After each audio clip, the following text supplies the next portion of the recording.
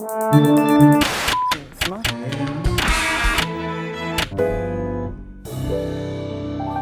Yes, it's a sweet spot. It's the the sweet sweetest spot. spot of all. Notice that the great paid versus unpaid debate took a step a week or so ago. Washington Post, the great evangelists of unpaid media, stepping across, erecting a paywall. Here's a question for you, because I know that you're a man who is careful with his money. What have you paid for recently? What are some recent? What is What a are you recent insinuating? cultural purchase that you've made? The new Bowie record is Yeah, here. It's yeah. exciting. Except it's not really here. It's on iTunes. Uh-huh. When I bought it, I paid $13.99, and there were 2 or 3 songs that I thought were spectacular. Uh-huh. And of course, the smart person would say, you should have only bought those 2 or 3 songs. Think about the great unbundling, which is sort of starting to happen. One of the great sponsors of that is Netflix. Now, you tell me, at $7.99, what is a better entertainment spend? Yeah, well, I mean, 'cause- all you got to do is watch 2 movies, right? And you're square, or even 1. What am I paying for when I subscribe to premium cable? It isn't exactly precisely access to the content. It's access in a timely manner,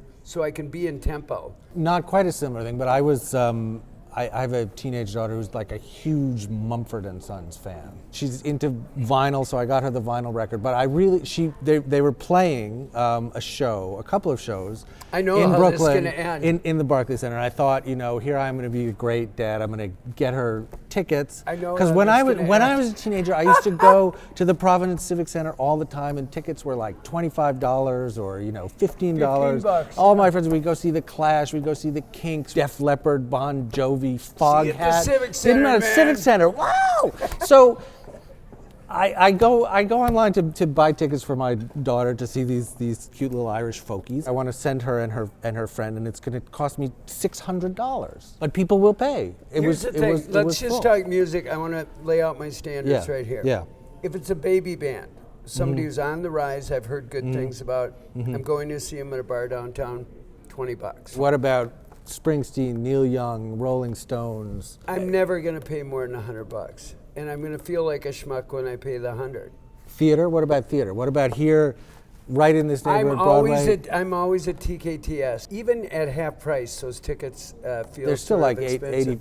$85. Obviously, there are market forces at work here that are based on what people will pay for certain kinds of experiences. Right. So, and that are also based, at least in some cases, on the costs of those things. Right. That it's still really expensive to put on a Broadway play, and people have proven willing to pay that.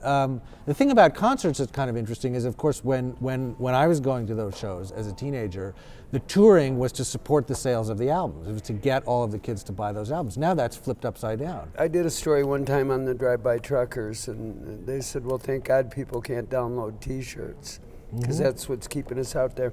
Which brings me to sort of the ethics of consuming content. I was writing the other night and listening to Pandora, and I don't pay for Pandora. I use the free service, and they'll have a window that'll pop up on your iPad that you're streaming.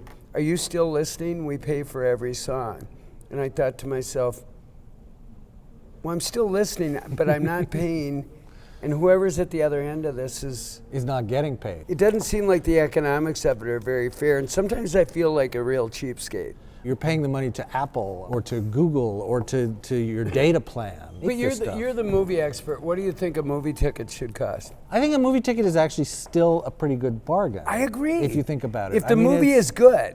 But I think books are also a really good deal. You Right. know, a paperback book is like $17, $18. So here's the question. What do you pay for? What kind of aesthetic pleasure is worth your money, and how much is it worth? And if you're one of these people, kind of a theologist of free, I never pay for it, explain your ethics to us. Yeah, if you jump the paywall to get to us, if you're watching pirated, bit-torrented sweet spots, our children are out on the street because of you. How do you justify that?